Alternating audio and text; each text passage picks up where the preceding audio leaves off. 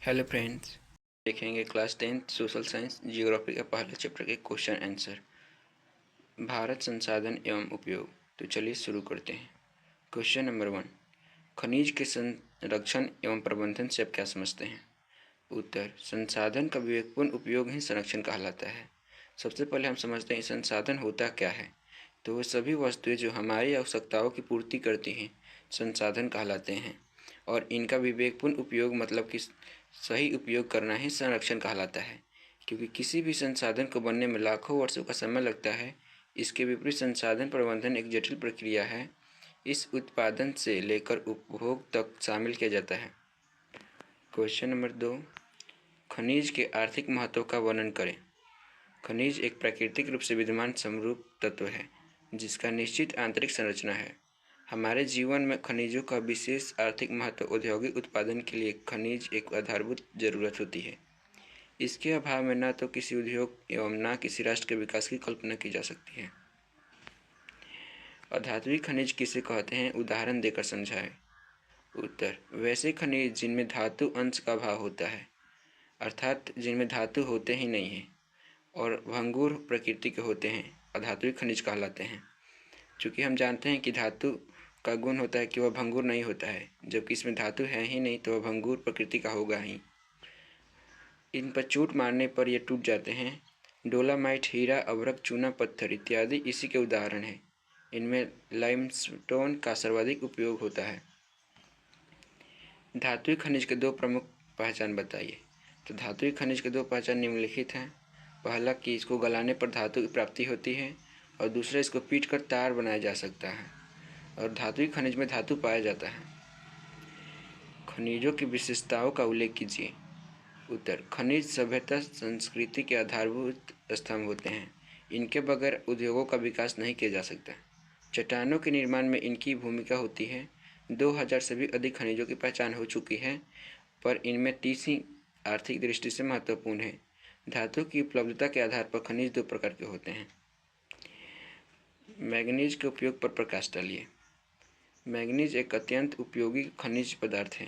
इस्पात निर्माण सहित अनेक मिश्र धातुएं निर्माण में इनका उपयोग किया जाता है। इसके अतिरिक्त सूखा तेल बनाने में, फोटोग्राफी में, चमड़ा और माचिस उद्योग सहित रंग रोपण की तैयारी करने में यह उपयोगी हुए। यह सभी क्वेश्चन वही हैं जो एग्जाम में पूछे जाते हैं, तो वीडियो को एंड तक जरूर देखें। मोनोजाइट भारत में कहाँ कहाँ पाया जाता है? यह उपलब्ध है। तो इसका उत्तर है कि मोनोजाइट केरल राज्य में प्रचुर मात्रा में पाया जाता है। इसके अतिरिक्त तमिलनाडु, आंध्र प्रदेश, उड़ीसा आदि राज्यों के तटीय क्षेत्रों और भागों में खनिज का उत्खनन हो रहा है। 8वां, जलोढ़ मृदा से आप क्या समझते हैं? इस मृदा में कौन कौन सी फसलें उगाई जाती है? उत्तर, वैसी मिट्टी जिसका निर्माण नदियों द्वारा लाए गए तलछट के निक्षेप से होता है, अर्थात नदियों के साथ जो मिट्टियाँ बहकर एक जगह इकट्ठी हो जाती है उन्हें जलोढ़ मृदा कहते हैं। इस मिट्टी में पोटास एवं चूने की अधिकता होती है तथा नाइट्रोजन एवं ह्यूमस की कमी होती है। यह मिट्टी धान, गेहूँ, गन्ना एवं दलहन के लिए काफ़ी उपयोगी है। इसके साथ ही साथ मिट्टी में आलू एवं विभिन्न प्रकार की सब्जियाँ भी काफ़ी मात्रा में उत्पादित किए जाते हैं। 9वां, भूक्षरण क्या है? भूक्षरण मतलब कि भूमि का क्षरण। उत्तर, मृदा को अपने स्थान से विभिन्न क्रियाओं द्वारा स्थानांतरित होना क्षरण कहलाता है। विभिन्न क्रियाओं मतलब इसे जल के साथ, हवा के साथ, तूफान के साथ एक स्थान से दूसरे स्थान जाना मृदा क्षरण कहलाता है। इसे भूक्षरण भी कहते हैं। यह भूक्षरण कई प्राकृतिक कारणों तथा गतिशील जड़, हिमानी तथा सामुद्रिक लहरों द्वारा नियंत्रित एवं प्रभावित होती है। जलोढ़ मृदा के विस्तार वाले राज्यों के नाम बतावे। इस मृदा में कौन कौन सी फसलें लगाई जा सकती हैं? उत्तर, जलोढ़ मृदा के विस्तार वाले राज्य हैं उत्तर प्रदेश, बिहार, पंजाब, गुजरात, राजस्थान, हरियाणा, पश्चिम बंगाल तथा असम। इस मृदा में गन्ना, चावल, मक्का, दलहन जैसी फसलें उगाई जा सकती हैं। अगला क्वेश्चन, मृदा निर्माण के प्रमुख घटक कौन कौन से हैं? तो मृदा निर्माण के 5 प्रमुख घटक होते हैं। पहला है स्थानीय जलवायु, दूसरा है पूर्ववर्ती चट्टानों एवं खनिज लवण, तीसरा है वनस्पति एवं जीन, चौथा है भू आकृतीय तथा ऊंचाई तथा मृदा निर्माण में लगा समय। खादर और बांगर में क्या अंतर है? तो खादर नवीन एवं उपजाऊ मिट्टी को खादर कहा जाता है। खादर मिट्टी में बाढ़ का प्रभाव होता है। उत्तरी बिहार एवं गंगा का मैदान इसका उदाहरण है। बांगर मिट्टी, पुराने जलोढ़ मृदा को बांगर मिट्टी कहा जाता है। बांगर मिट्टी में बाढ़ का प्रभाव नहीं होता है। महाराष्ट्र और पंजाब की भूमि इसका उदाहरण है। मृदा संरक्षण के कोई उपाय बताइए। मृदा संरक्षण के प्रभावी उपाय निम्नलिखित हैं। फसल चक्रण पद्धति अपनाकर मृदा के पोषणीय स्तर को बरकरार रखा जा सकता है।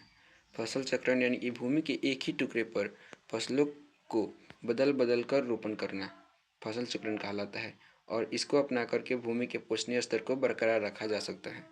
रासायनिक उर्वरक जैविक एवं कंपोस्ट खाद का उपयोग करके भूमि संरक्षण या मृदा संरक्षण किया जा सकता है। फसल चक्रण मृदा संरक्षण में किस प्रकार सहायक है। फसल चक्रण मृदा के पोषण स्तर को बरकरार रखा जा सकता है। गेहूं, चावल, मक्का, आलू आदि के लगातार उगाने से मृदा के पोषक तत्वों में कमी आ जाती है, लेकिन इसे तिलहन एवं दलहन की खेती से पुनः प्राप्त किया जा सकता है। इससे नाइट्रोजन का स्थिरीकरण होता है, इसलिए फसल चक्रण से मृदा संरक्षण में मदद मिलती है। समोच्च कृषि से आप क्या समझते हैं। उत्तर, जब पर्वतीय क्षेत्रों या ढलानों पर वृत्ताकार रूप से खेत की जुताई कर कृषि कार्य किया जाता है तो उसकी आकृति समोच्च खेती अर्थात रेखा की तरह दिखाई पड़ती है और इस प्रकार की खेती अपोषणीय तत्वों जलों के साथ नहीं बहते हैं, मृदा की उर्वरकता बनी रहती है। चिपको आंदोलन का वर्णन करें। चिपको आंदोलन सुंदरलाल बहुगुणा के नेतृत्व में उत्तर प्रदेश के टिहरी गढ़वाल पर्वतीय जिलों में अनपढ़ जनजातियों द्वारा सन 1972 ईस्वी में यह आंदोलन चलाया गया था। इस आंदोलन में स्थानीय लोग हरे भरे पेड़ पौधों को काटने के बचने के लिए आगोश में घेर कर इसकी रक्षा करते थे, यानी हरे भरे पेड़ों को बचाने के लिए यह आंदोलन शुरू किया गया था सुंदरलाल बहुगुणा के नेतृत्व में। वन का पर्यावरणीय महत्व का वर्णन कीजिए, अर्थात वन पर्यावरण के लिए किस प्रकार अपना योगदान देता है। वन प्रकृति का अनुपम उपहार है जिसके आंचल में मानव आदिकाल से पोषित हो रहा है। अर्थात जब आदिकाल का समय था तब मानव पेड़ पौधों के द्वारा ही अपना भोजन ग्रहण करते थे। वन जलवायु का सच्चा मानक है। एक तरफ वन की भूमि जल को अवशोषण कर बाढ़ के खतरे को रोकती है तो दूसरी तरफ अच्छा वर्षा भी कराती है। यह वन्य प्राणियों को भी आश्रय प्रदान करती है तथा वन्य प्राणियों के साथ ही साथ मानव को अनेक प्रकार की आवश्यकताएं जीवनदायिनी वस्तुएं देती हैं। जीवमंडल में जीवों और जलवायु को संतुलित स्थिति प्रदान करती है। पेट्रोलियम से किन किन वस्तुओं का निर्माण होता है। पेट्रोलियम एक शक्ति संसाधन है जिसका हमारे जीवन में बहुत अधिक महत्व है। इसका मुख्य उपयोग यातायात के साधनों में ईंधन के रूप में होता है। इसके औद्योगिक मशीनों में स्नेह में होता है। पेट्रोलियम का उपयोग वस्त्र, उर्वरक, रसायन उद्योग, कीटनाशक दवा एवं कृत्रिम रबर बनाने में किया जाता है। जैव और अजैव संसाधन में क्या अंतर है या आप क्या समझते हैं।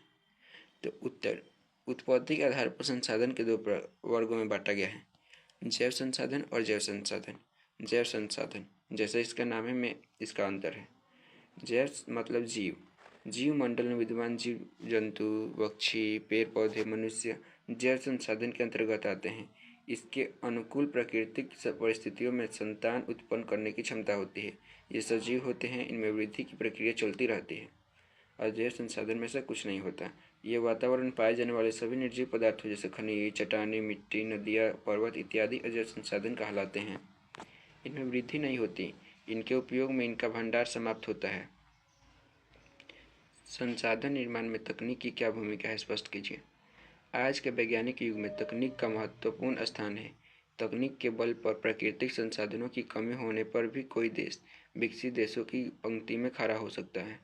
उदाहरण के लिए जापान को लिया जा सकता है।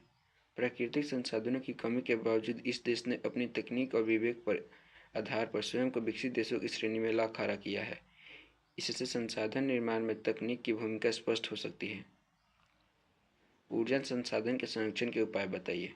उत्तर, ऊर्जा संसाधन के संरक्षण के निम्नलिखित उपाय हैं। पहला, ऊर्जा के गैर पारंपरिक स्रोतों को अधिक उपयोग में लाना चाहिए जिससे परंपरागत ऊर्जा के स्रोत का भंडार बचाया जा सके। अनावश्यक उपयोग कम करना चाहिए। सार्वजनिक परिवहन का ही उपयोग करना चाहिए।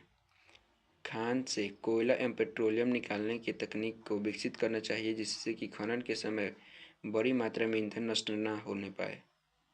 जहाँ तक संभव हो बिजली बचाने का प्रयास किया जाना चाहिए। भारत में विभिन्न प्रकार के वन क्यों पाए जाते हैं, उनके नाम लिखिए एवं किसी एक का वर्णन कीजिए। तो उत्तर, भारत में धरातलीय स्वरूप में अंतर, मिट्टी और जलवायु की विविधता के कारण विभिन्न प्रकार के वन उगते हैं। भारतीय वनों को निम्न प्रकार से बांटते हैं: उष्णकटिबंधीय चिरहरित वन या सदाबहार वन, उष्णकटिबंधित फन पानी वन या पतझड़ वन, शीतोष्ण पर्वतीय वन या कोनधारी वन, डेटाई वन या ज्वारीन वन। वीडियो पसंद है तो चैनल को सब्सक्राइब जरूर करें।